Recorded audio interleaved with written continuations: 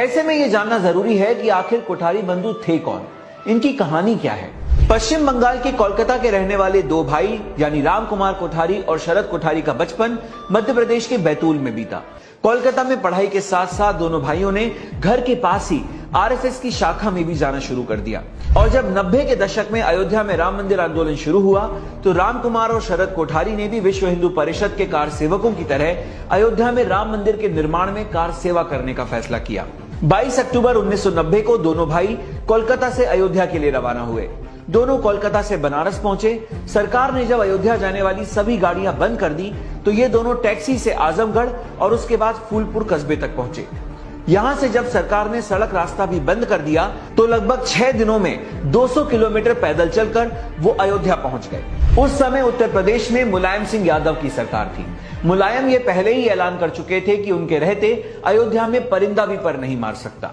जगह जगह कार सेवकों को रोका जा रहा था और ऐसे में इन दोनों कोठारी बंधुओं का अयोध्या पहुंचना बहुत ही मुश्किल था।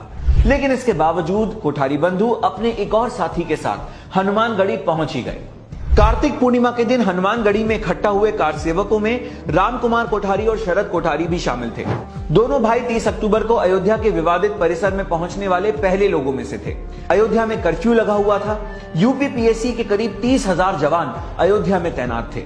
लेकिन कार सेवकों का जत्था अशोक सिंघल, उमा भारती और विनय कटियार जैसे नेताओं की अगुवाई में विवादित परिसर की ओर बढ़ता चला जा रहा था। 30 अक्टूबर को अयोध्या में लाखों कार सेवक मौजूद थे।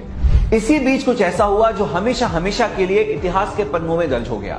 दोनों भाई विवादित ढांचे पर चढ़े और गुंबद पर भगवा लहरा दिया।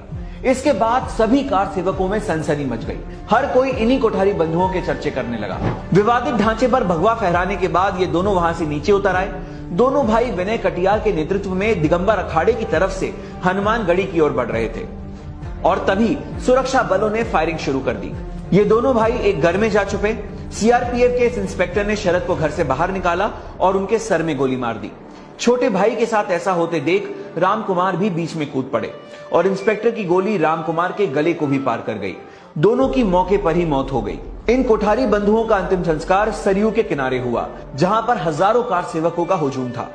इन दोनों की मौत को 1 महीना बीत चुका था। लेकिन दिसंबर 1990 में कोलकाता स्थित इन दोनों भाइयों के घर में एक पोस्टकार्ड पहुंचा।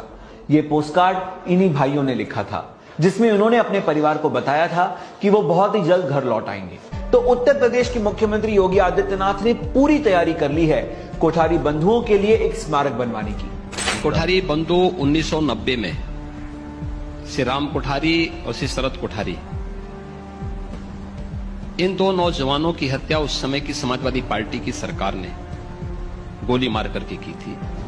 और भगवान राम का भव्य मंदिर बनने दीजिए।